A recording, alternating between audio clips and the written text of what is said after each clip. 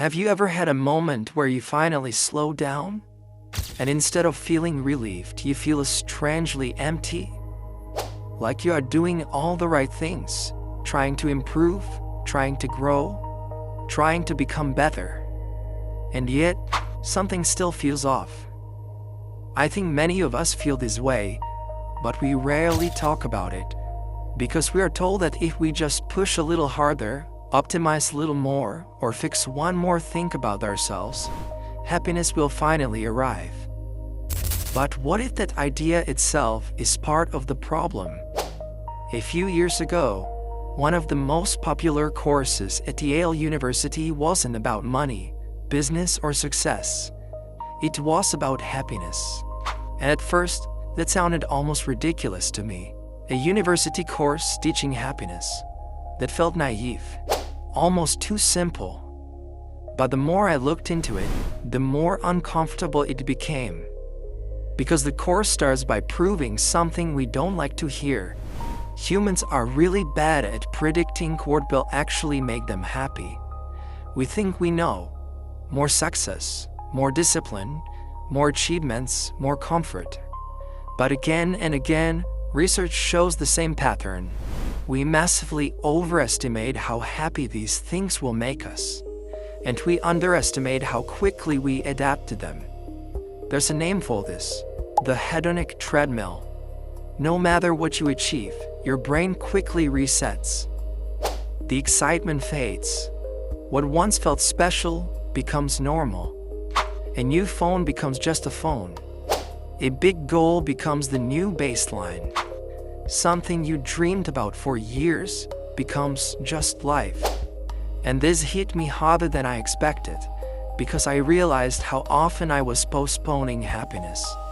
I will feel better when I am more disciplined, when I achieve more, when I become a better version of myself. But the finish line kept moving. One of the most surprising things the Yale course teaches is that the happiness doesn't come from constantly adding more. It comes from changing how you relate to what's already there. Gratitude, social connection, sleep, presence, simple things, almost boring things. And maybe that's exactly why we ignore them. Another truth the course talks about is that our minds are not designed to make us happy. They're designed to keep us alive, which means they constantly scan for problems, for danger, for what is missing. So if you are waiting for your mind to one day say, okay, now you can be finally satisfied, that moment might never come. What helped me wasn't suddenly becoming happy, it was letting go of the pressure. Letting go of the idea that happiness is a permanent state you unlock after enough self-improvement, and realizing it's more like a byproduct of how you live your everyday life. The course emphasizes intentional behavior, not motivation, not hype, not constant inspiration. Small, repeated actions, moving your body, spending time with people you actually care about, limiting mindless stimulation, allowing boredom, nothing flashy but surprisingly powerful.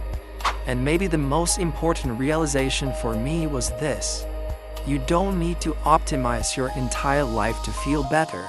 Sometimes you just need to stop destroying your baseline. Chronic lack of sleep, constant overstimulation, never being alone with your thoughts, always chasing the next mental hit, that stuff adds up quietly. The Yale course doesn't promise constant happiness, and that's exactly why it works. It teaches something calmer but deeper, that well-being isn't about feeling good all the time. It's about building a life that feels stable and meaningful, mentally sustainable. And honestly, that idea alone already made me feel lighter.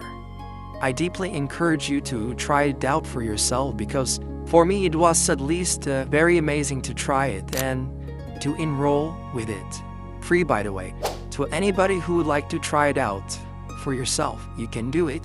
I will try to put a link in the description for you, and see you in the next one. Peace.